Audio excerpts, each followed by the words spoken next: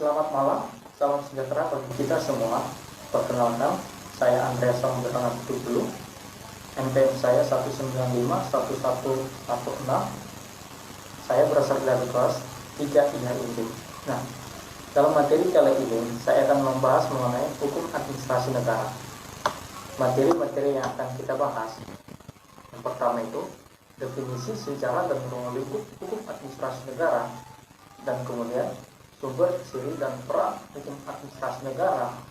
Materi yang ketiga itu konsep prinsip negara hukum, dan materi berikutnya itu mengenai negara hukum Indonesia, dan materi yang kelima itu hubungan negara hukum dan negara demokratis, dan kemudian materi yang terakhir itu mengenai keputusan hukum administrasi negara.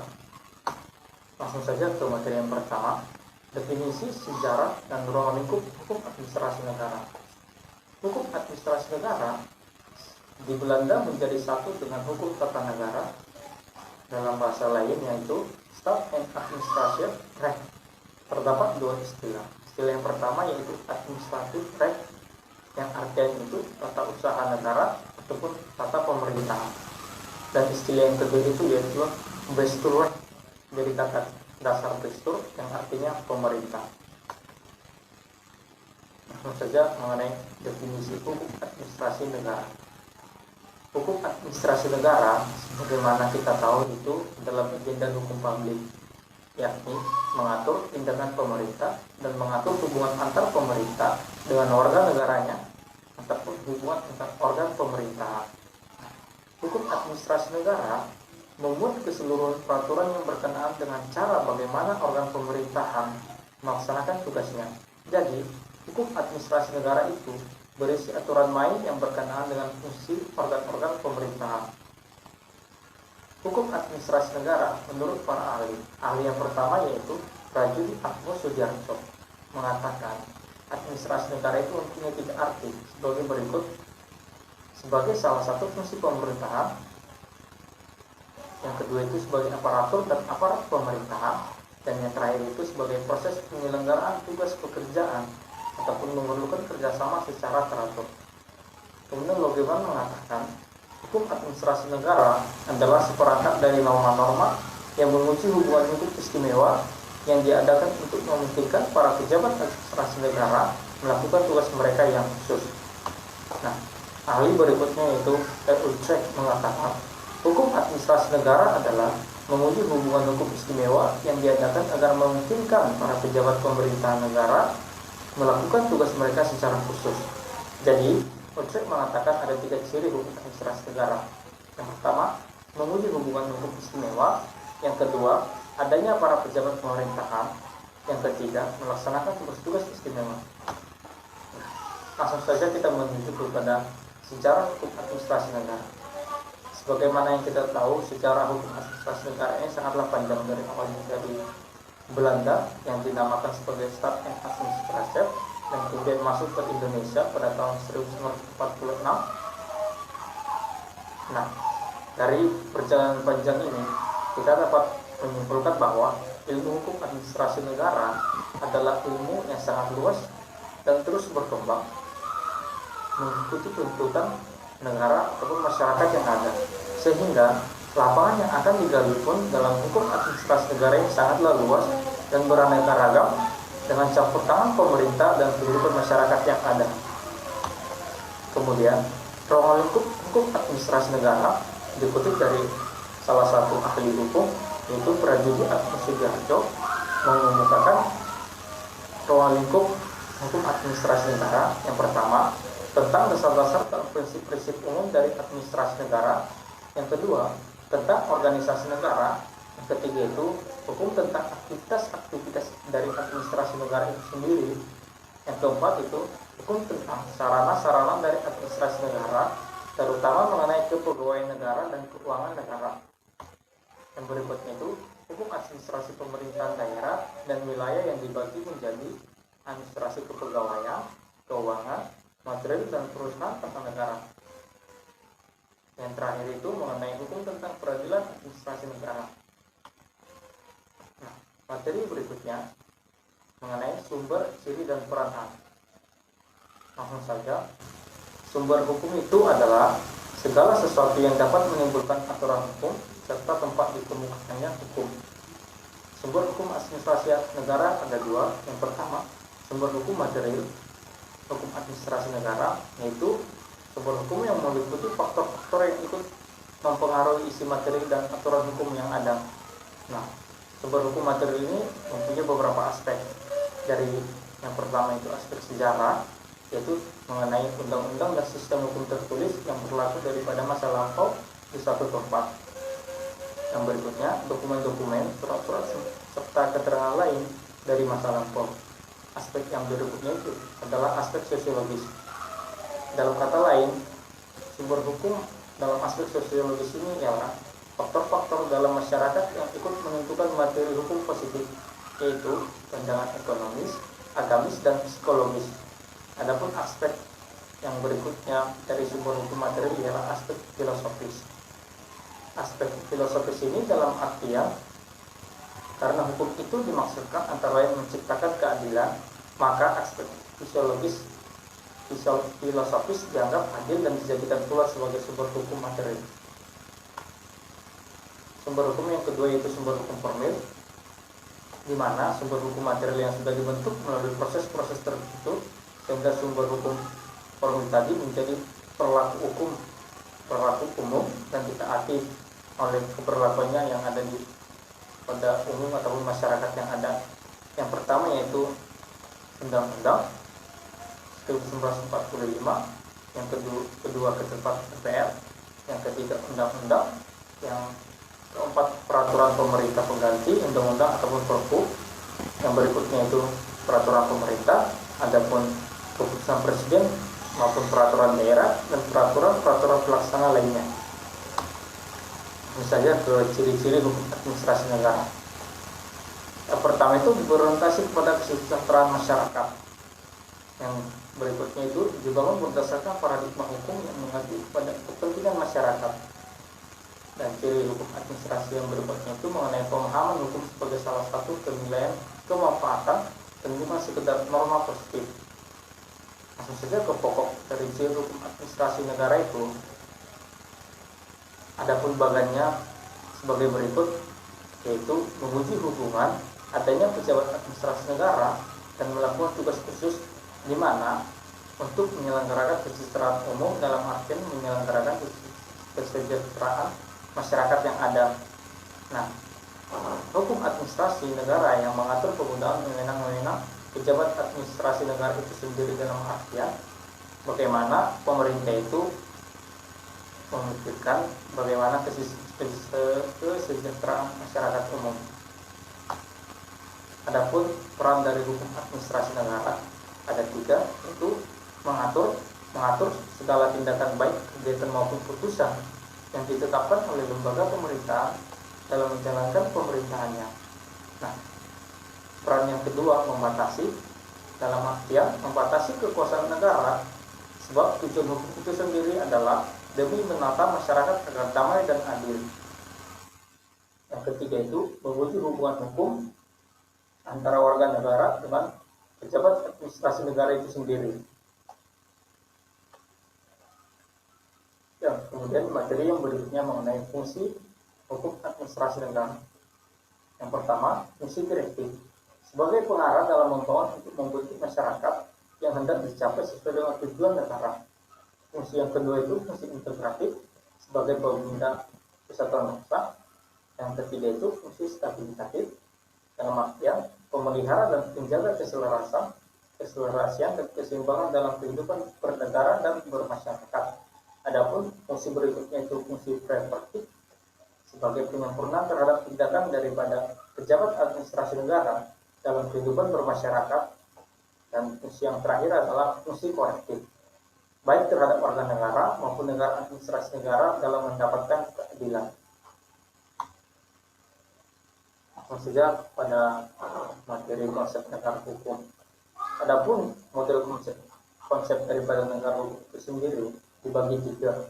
Yang pertama itu ada Rechtsstaat, di mana Rechtsstaat ini merupakan konsep negara hukum Eropa kontinental. Adapun yang kedua Rule of Law, yaitu konsep negara hukum Anglo-Saxon, dan Adapun konsep negara hukum Indonesia yang tertera pada pasal 1 ayat 3 Undang-Undang 1945 yang menyatakan bahwa Indonesia itu adalah negara hukum. Mengenai sejarah negara hukum, pemikiran tentang negara hukum telah muncul sebelum terjadinya revolusi 1968 di Inggris. Jika negara hukum itu merupakan pertama kali dikemukakan oleh Plato dan kemudian dipertegas oleh Aristoteles. Nah, dari dua pemikiran negara hukum ini dimulai sejak Plato dengan konsepnya yang mengatakan bahwa penyelenggaraan negara yang baik adalah didasarkan pada pengaturan hukum yang baik. Kemudian Aristoteles menegaskan negara hukum ialah negara yang berdiri di atas hukum yang menjamin keadilan kepada masyarakat ataupun warga negaranya. Prinsip negara hukum. Adapun 5 prinsip negara hukum. Yang pertama itu asas legalitas, di mana asas legalitas itu ialah suatu pembatasan kebebasan warga negara. Dalam artian warga negara ini adalah pemerintah yang bisa ditemukan dasarnya adalah undang-undang yang merupakan suatu aturan umum. Kemudian adanya perlindungan hak asasi manusia, dan yang kemudian prinsip negara hukum yang berikutnya itu pemerintahan yang terikat oleh hukum. Kemudian pemerintah dikenakan monopoli untuk memastikan suatu penegakan hukum, dalam artian hukum harus ditegakkan. Ketika hukuman itu dilanggar, maka ada sanksi yang dirasakan. Kemudian prinsip negara hukum yang berikutnya itu pengawasan oleh hakim independen. Hukum keuntungan yang tidak bisa ditampilkan.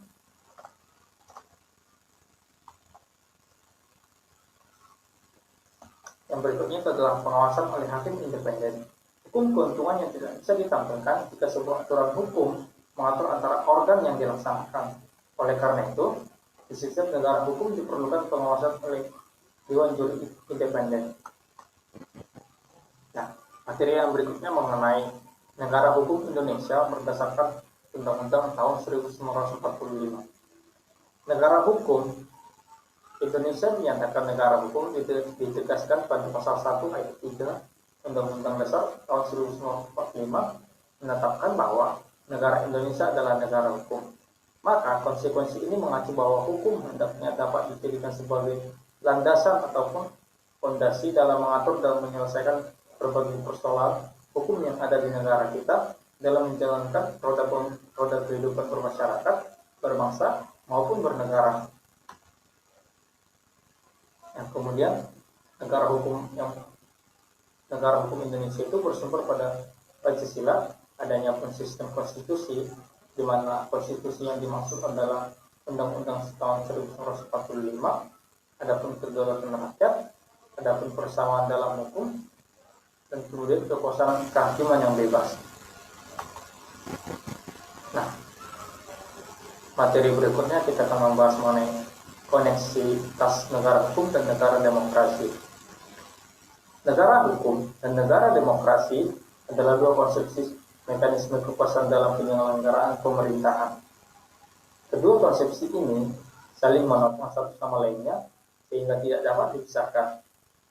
Sebagaimana yang kita tahu, negara hukum itu adalah negara yang berlandaskan atas hukum dan keadilan bagi warga negaranya.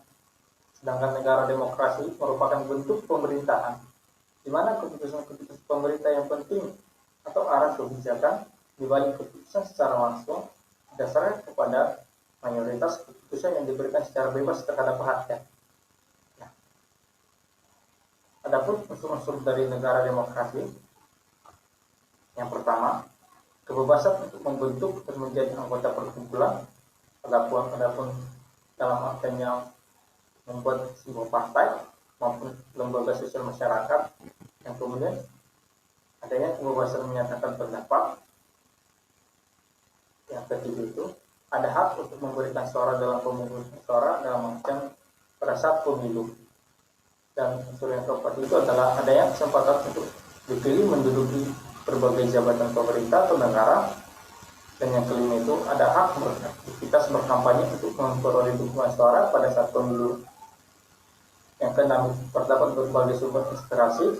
Yang ketujuh, adanya pemilihan yang bebas dan jujur.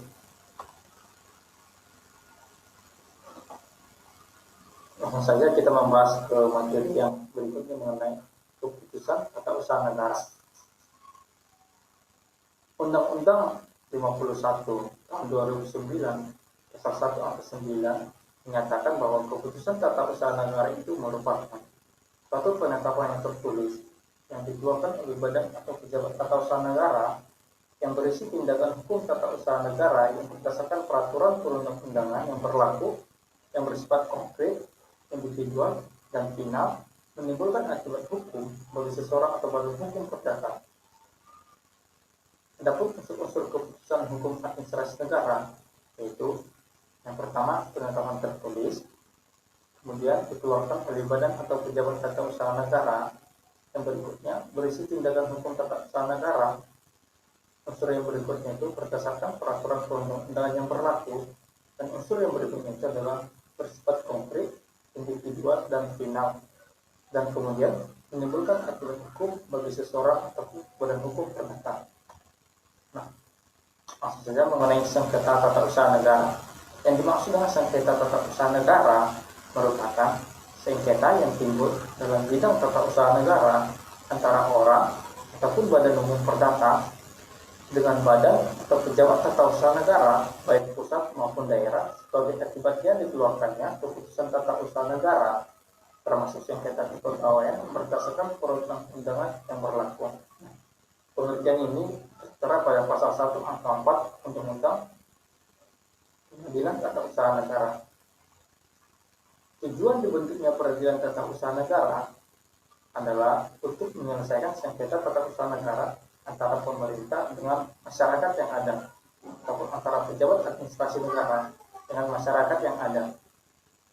Tata usaha negara adalah administrasi negara yang melakukan fungsi menyelenggarakan urusan pemerintah, baik di pusat maupun di daerah berdasarkan peraturan perundang-undangan tertentu. Nah, dalam hal ini, tata usaha negara dilakukan oleh fungsionaris pegawai negeri yang menjabat sebagai fungsi tertentu. Adapun ciri-ciri sengketa tata usaha negara, yang pertama itu adanya para pihak yang bersengketa. Dalam artian pihak-pihak ini adalah yang tergugat dalam fungsi penggugat, dalam artian yang digugat ini adalah pejabat administrasi negara. Yang ciri yang kedua ialah diselesaikan di pengadilan tata usaha negara. Nah, pengadilan atau pengadilan yang berhak dalam menyelesaikan sengketa ini adalah pengadilan tata usaha negara maupun dalam berwenang memeriksa, memutus, dan menyelesaikan sengketa tata usaha negara yang ada. Yang ciri yang berikutnya itu keputusan tata usaha negara sebagai objek sengketa. Nah, rumusan keputusan tata usaha negara menurut pasal 1 angka 9 Undang-Undang 51 tahun 2009 mengandung unsur-unsur penetapan tertulis, adapun badan pejabat tata usaha negara, tindakan hukum tata usaha negara, dan peraturan perundang-undangan yang berlaku yang bersifat konkret, individual, dan final terhadap akibat hukum bagi seseorang atau badan hukum perdata. Nah, ciri yang keempat ialah dengan mengajukan gugatan tertulis. Dalam artian sengketa tata usaha negara diselesaikan di pengadilan tata usaha negara dengan mengajukan gugatan tertulis yang berisi tuntutan agar keputusan tata usaha negara yang disengketakan itu dinyatakan batal atau tidak sah dengan atau tanpa disertai tuntutan ganti rugi maupun rehabilitasi. Ciri yang berikutnya itu adalah terdapat tenggang waktu mengajukan gugatan. Nah, gugatan dapat diajukan hanya dalam tenggang waktu 90 hari terhitung sejak saat diterimanya atau diumumkannya keputusan badan atau pejabat tata usaha negara.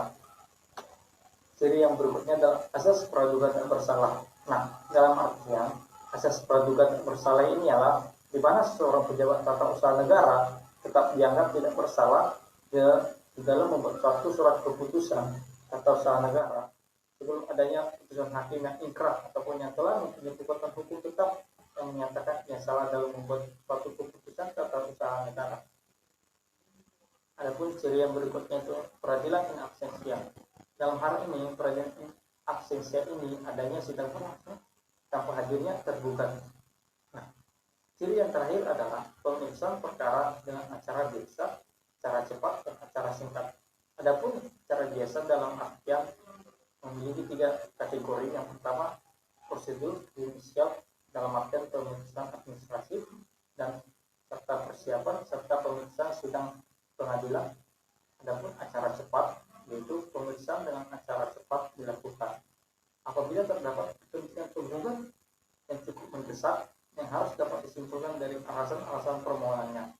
Adapun acara singkat ialah pemeriksaan dengan acara singkat dilakukan terhadap perlawanan. Mungkin sekian yang dapat saya sampaikan mengenai hukum administrasi negara. Lebih kurangnya mohon koreksinya. Saya ucapkan terima kasih.